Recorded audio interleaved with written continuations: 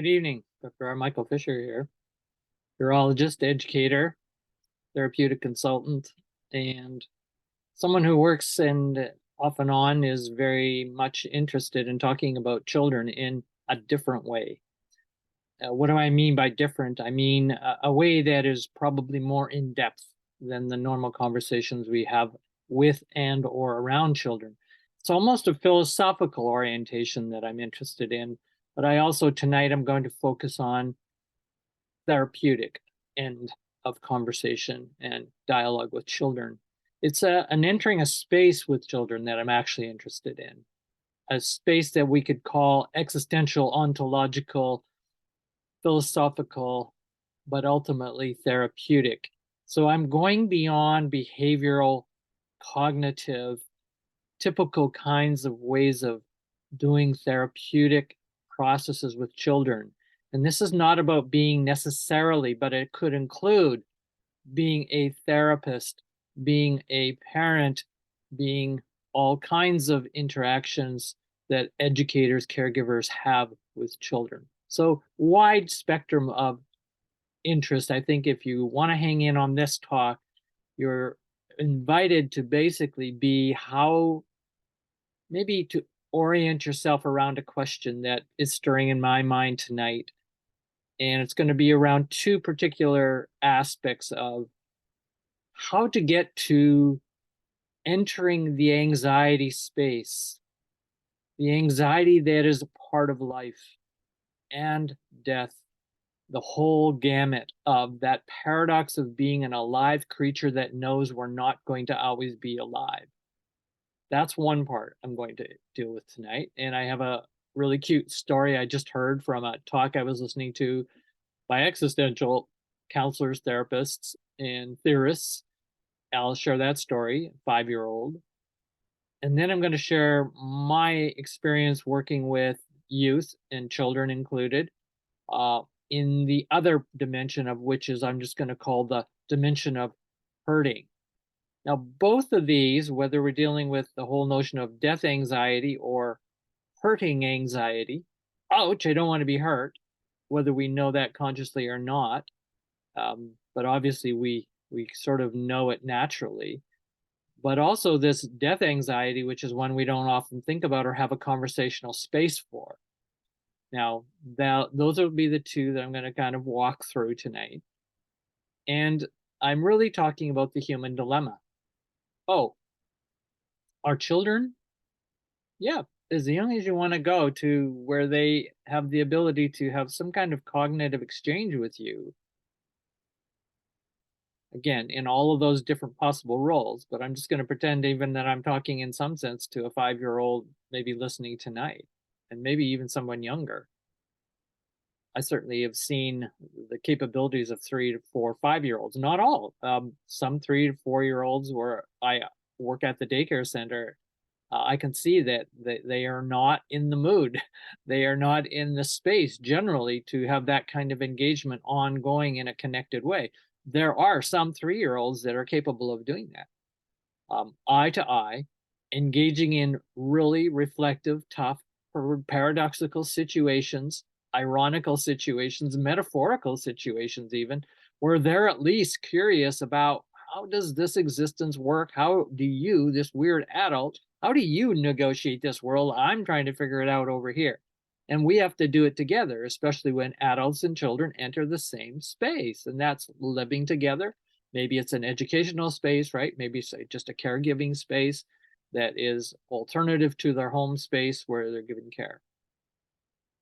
It could be in a hospital. Just imagine those settings, places where children are under distress because of something going on with their body and or people that they love, their bodies. And so hospitals are also great places for this kind of deeper existential analysis and what I'll call this hurting analysis, but all of it framed within fear analysis. So that's my profession. That's my expertise as a fearologist and fear analyst. I always am looking at this deeper level. So let's start off when I was listening to the conversation today, and I'll get to those stories in a minute. Starting off listening to these existentialist depth psychotherapists, Again, we're not talking about cognitive behaviorism on the surfaces and behaviors and how we think about them. Those are related to, but that's not the kind of deeper therapeutic work I'm talking about. You can do therapeutic work with children, and we ought to. Children ought to have a therapeutic education themselves.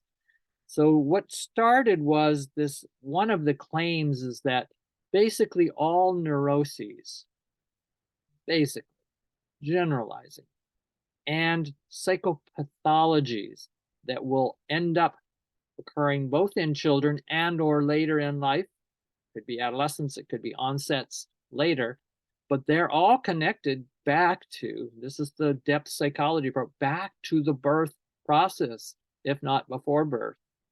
And the way the child was born and birthed, and that prenatal environment, and how, what some of them were calling, and Winnicott would calling, the great psychotherapist for children and adolescents, how do children get met in that perinatal environment in the birthing process? Do they get met with fear and anxiety amongst all the adults and all the rules and regulations and the noises and everything going on in the operating room or the birthing room? And or are they met in this relaxed, nurturing, loving space? So kind of there's the fear and love, deep conditioning conditions for what sets is a motivational template already that the human organism is susceptible to. Is the world going to be benign and trusting?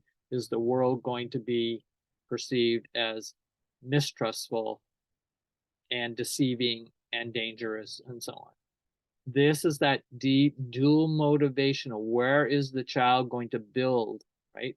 Build most of your personality in the fear base, the love base. That is still the issue for most all adults still today, right up to your death process.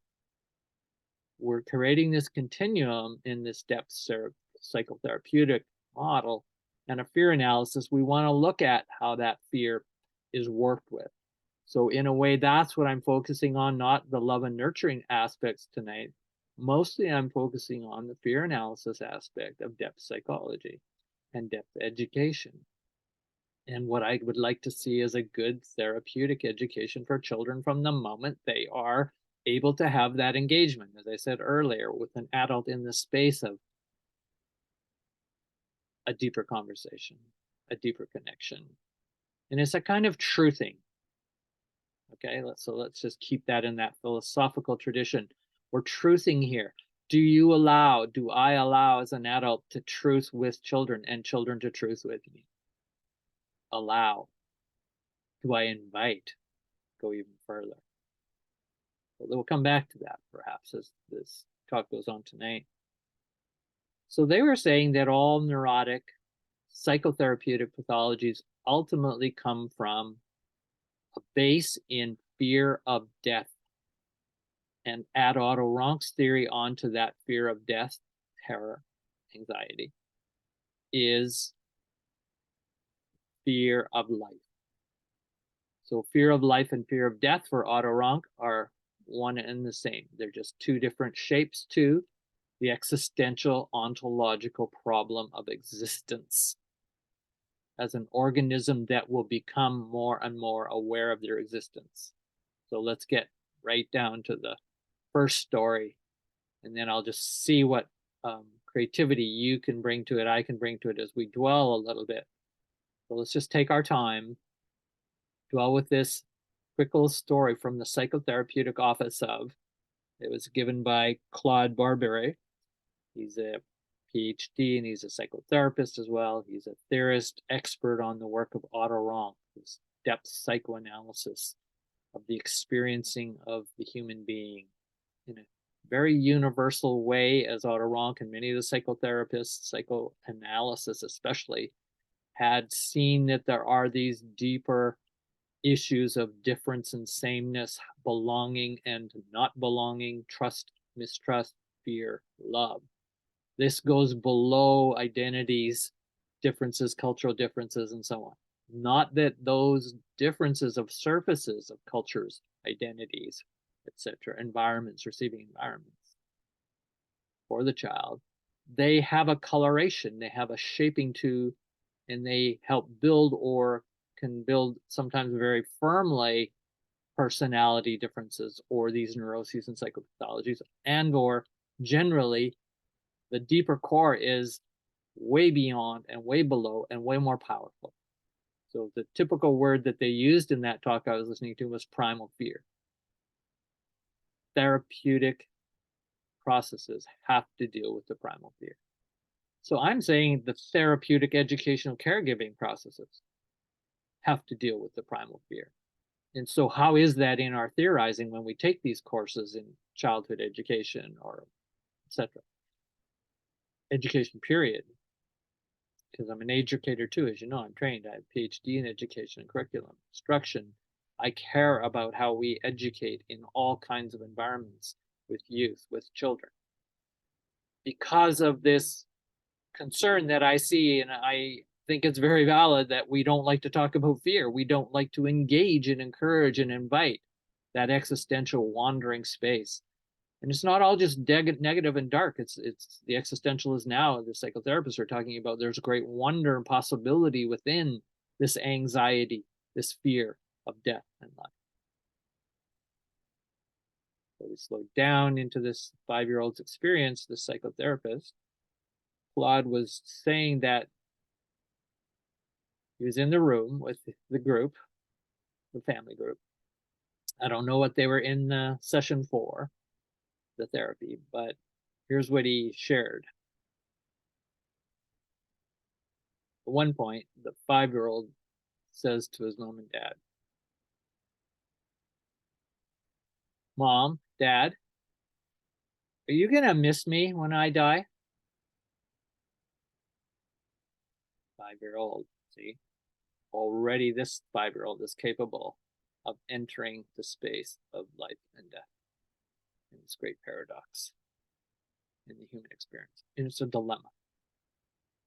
It's one of the problems that will always be a problem for us from the moment. And if it starts at 5, when you start asking that questions, most children ask it a little bit later. Some research shows, 7, 8-year-olds really start thinking about death a lot more, whether it's pets or other creatures or themselves and their parents and so on. But here's a 5-year-old. So this is empirical right from the clinical office of this therapist. "Mom, Dad, are you going to miss me when I die?" Of course, the parents, the child's watching, they're throwing out a question, which is a pedagogical space. They're directing this educational process, right? They're educating themselves. Of course they are. And they've got some students in a way. And of course, the parents jump in like immediately. "Oh, honey, of course we're going to miss you." And they'll have these expressions on their face. You can just imagine it. I've heard children ask that question. Maybe even my own children asked me that question a long time ago. I don't remember, but I wouldn't doubt it. But I have heard other children ask that question of parents. Parents jump in with this kind of, "Oh, of course we love you so much. We're going to miss you." Or "We would miss you," is probably what they'd say, because typically they know they're going to probably die before their child. Child is picking up all the nuances, not just the information. "Oh, they love me." And that's the way adults would like to assure, to reduce the anxiety of the child considering the impact of death, their own mortality in this case, a 5-year-old reflecting on that and attempting to understand the future implications of that if they die before their parents. Wow. It's just an amazing world right now. Just be with thinking about all of the possibilities here. But parents typically, and if the child asked this to a teacher or caregiver, I'm sure it would be a very similar reaction. That teacher, parent caregiver, caring, wanting the child to feel safe and secure. Of course, we would miss you. That's not an answer to the question. Oh, why not? Well, listen to what Claude, the therapist, then said. Parents did the typical reassuring, child kind of sitting there, said, okay, very neutral on the okay, apparently. Got the information off the surface. But is that what the child wants? Well, there's a bit of silence in the room. And Claude says, after that pause, long pause, the 5-year-old says, I think I'm going to miss myself too. So,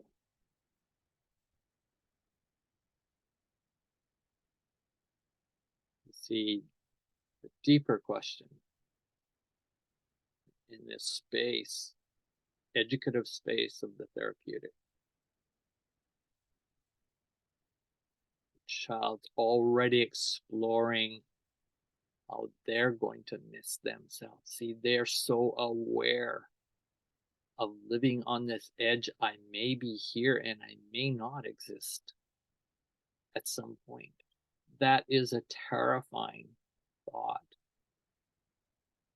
When you've worked so hard from zero conception, all the challenges and risks to finally get to 5 years old and negotiating with this kind of crazy world, this adult world. It's not a child's world, it's an adult world. The child's trying to build their world in it, but they know that they have to coordinate, and eventually, supposedly, they know they're going to become an adult. Yeah, they kind of know that.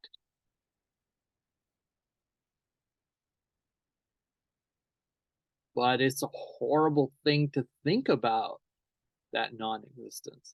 And here, a 5-year-old is thinking about it clearly and asking about it. So that was the end of the story with the psychotherapist in this particular podcast I was watching. And I'm thinking after, I'm going, whoa, whoa, whoa, don't stop the story there.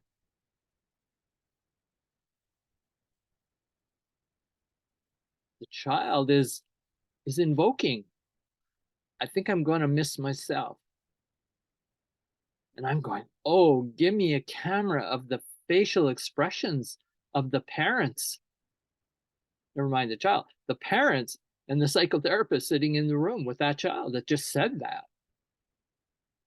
Give me that photograph of their facial expressions and let's dwell in that space. So I'm asking you right now, as viewers, to do so as well.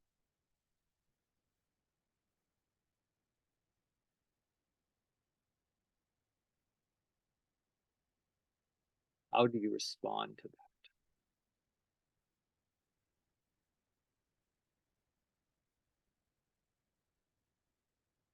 Do you query it more? So maybe I would say, in this therapeutic mode, I'm not trying to rescue the child from their anxiety. The child's obviously not panicking. They're being quite intellectual for a young person. But I can guarantee you, underneath that intellectual wording and cognizing this particular query with adults, there's a huge emotional component. Deeply, deeply, right to the core of their birthing, being, and their potential death being. What will that be? They don't know. And what they see from their parents is that parents don't know. They don't know what to say. And that's what the psychotherapist really, to me, telling this story, I says, you don't know what to say either. You've stopped the most really poignant learning point of potential, the copotensity of coming together as human beings. Thank you, 5-year-old, for bringing that up. Holy. So that's the conversation. Again, in this video, I don't have you to talk to and hear your views. I'd love to. And wow, wouldn't it be fascinating to talk to a group of 5, 6, 7, 8-year-olds, 10-year-olds, and share this story with them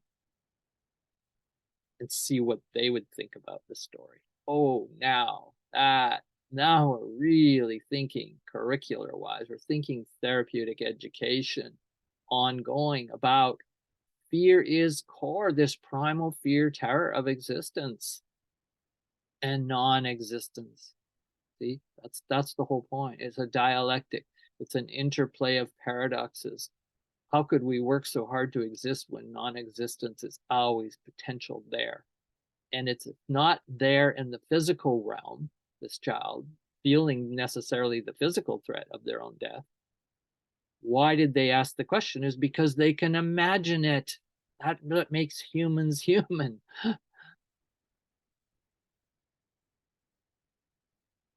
And it's real that way, right? It is real. They're not just imagining some incredible fantasy of their non-existence. They're poignantly real.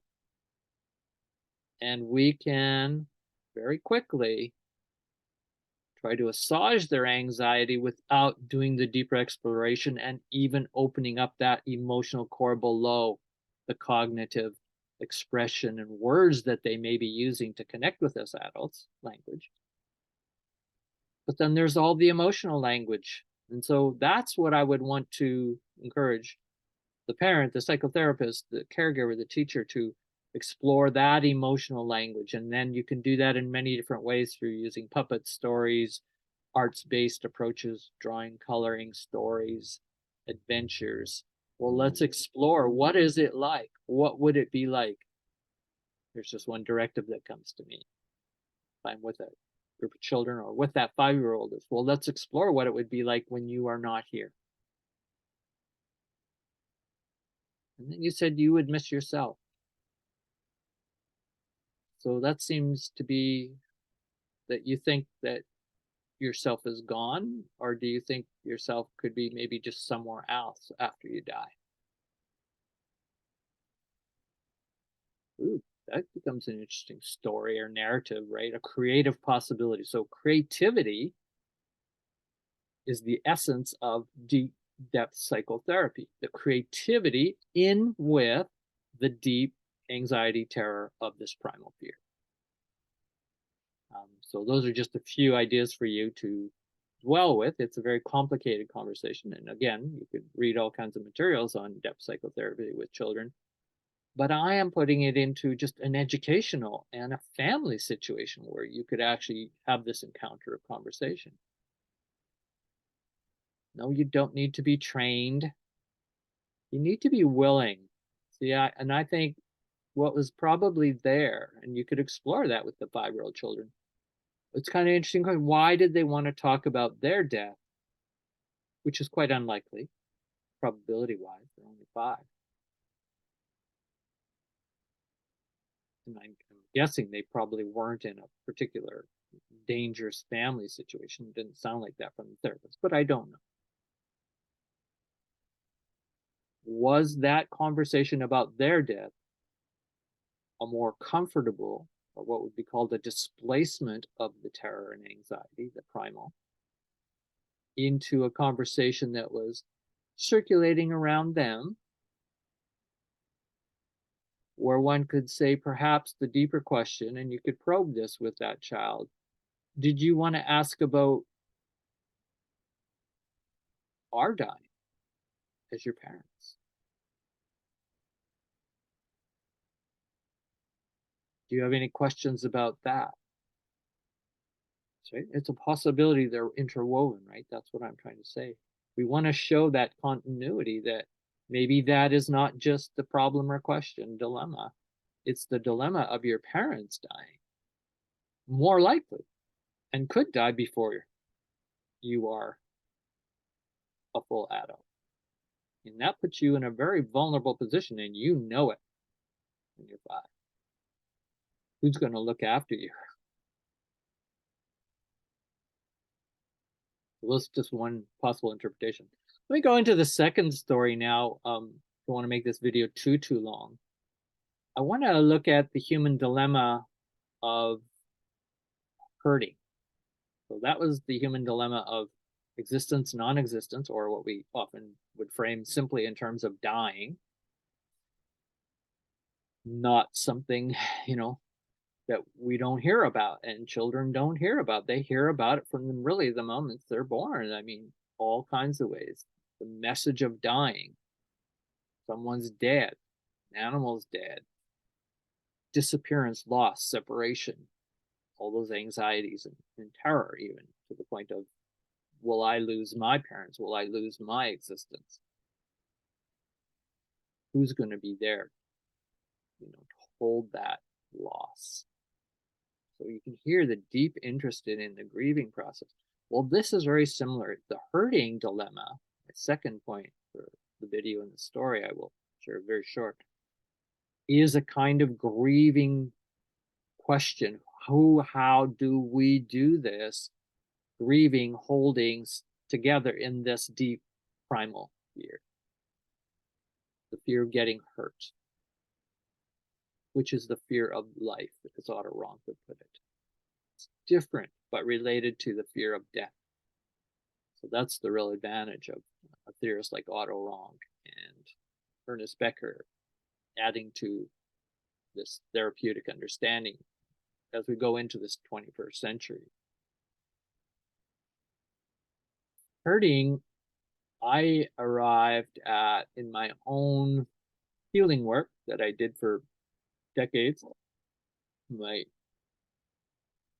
late 20s, early 30s, into all pretty much 30s into early 40s. And I did a lot. I mean, I still do healing work, but I have done a lot in those years to recover and connect with, you know, my child, right? My primal fears, etc.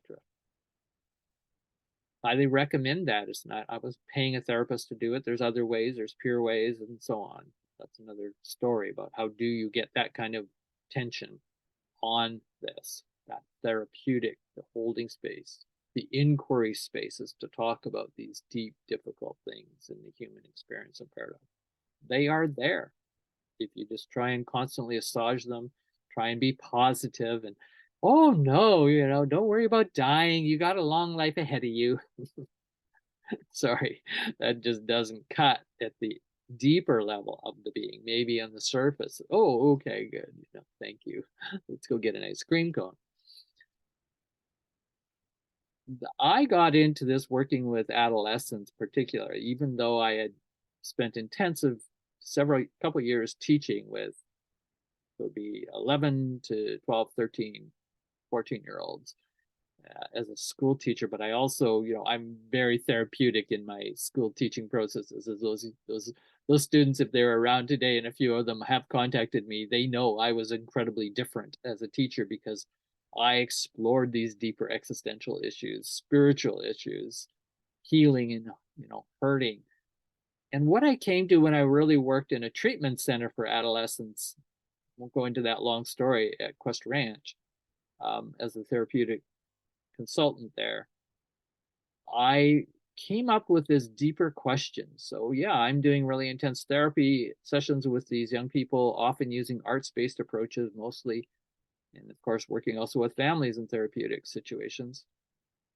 But what I came to realize, there's some deep existential questions that these use. Now I intuit this. No, none of them told me this is what they care about, but I intuited as a human being who's done my own healing work as well. And the intuitive question, not the dying question, like the 5-year-old, that's a good one too. That's a great stream. All kinds of branches of thought can come from that. But the hurting question. And so the deep hurting question, which is really ontological too, it's about the nature of being and being hurt. Why is it that those who love me the most hurt me the most? You see the big question mark? Can you dwell and imagine that that sits in the soul, if you will, of every human being? humans have this ability to reflect and imagine, reflect on past memory of being hurt, and then imagine in the future being hurt again. It's huge. It immensely is affected by this fear motivating drive to protect ourselves, natural to defend ourselves from being hurt again. Kind of like an anti-predator strategy in the animal part of ourselves, instinctual, great intelligence, this defense intelligence. So, but that question could arise if we invoked it and helped children to invoke the question. Have you ever thought about why is it that people that say they love you the most hurt you the most? Is that your experience? Well, that's kind of mine. And that's what I think other people are thinking about. What do you think? The hurting question. And then I think there's a question that goes with that is, why aren't we talking about that question of hurting? Why aren't we talking about that adults aren't answering it? There doesn't seem to be answers in the culture, not from my peers, not from books I've been reading in school, or lessons I'm hearing in kindergarten and onward, or even when I go out in the forest school program and I'm in nature, not hearing about the issue of hurting. Why is it that those who say they love you the most hurt you the most? Sibling, parents. Boy, they really know how to cut, don't they? Yeah, they know how to get right in there. Yeah, your lover. Or when you watch their mom and dad really know how to hurt each other. Zing, zing. Siblings, parents, right? Uncles, aunts. And that's just the beginning. They also witness people saying they love you, I love you, and then they watch them hurt them. You could give all kinds of examples of those two being back to back, side to side, and not very explanatory. Like that is really hard to figure out. And so if you're sitting there tonight going, well, Dr. Fisher, what is the answer to that question? And I would say, well, it's because the people that love you the most are also hurting. They love you, but they also are hurting. Both. And it's still a dilemma. It's a dilemma to love, and at the same time, when they're still hurting and have not healed that hurting, it's a dilemma to have the love really stick in a full way, because their hurts will pull away from love in fear of them being hurt again. And so they're protecting themselves, which shells themselves in some way, makes them not fully available. Again, whatever language you might use, depending on the child, on the age and the circumstance, and other ways that you could teach that being not available fully, even though they say they want to love you, even if they're trying to love you. Some part of you gets it when they're not fully there, not fully available. They're frustrated, they're self-centered, they're in their anger, they're in talking to somebody else at the same time they're trying to pay attention to you. And oh yeah, I love that you got an A on your, but then they're over here talking to so-and-so about something more important to them in their life as an adult than you are at that moment. Yeah, ouch, that hurts. That's called narcissistic wounding. It happens when you're a child and you can't control your mother, caregiver.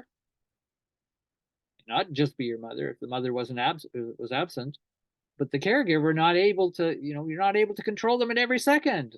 Narcissistic wound to the child that expects that and wants that and deserves that. Welcome to the dilemma of life. You won't get everything you want. Ouch. Oh, that's a self-esteem wounding. And so that would be another aspect of the hurting problem, the hurting question that we could explore and have those conversations open. Or children have to ask those questions. They should be able to have adults around them holding space for that inquiry. You get, that's really the whole message tonight. opening space, holding it for the inquiry. Death and dying in the anxiety process, but it's the fear of life, which is you're going to get hurt in life. And you're also going to carry that hurt.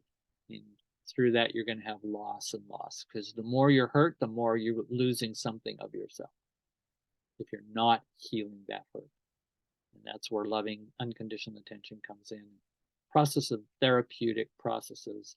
How do we be with each other as humans and allow these questions and allow these processes emotionally and cognitively? Thanks very much for listening tonight. Let's play with this idea of a therapeutic world for children.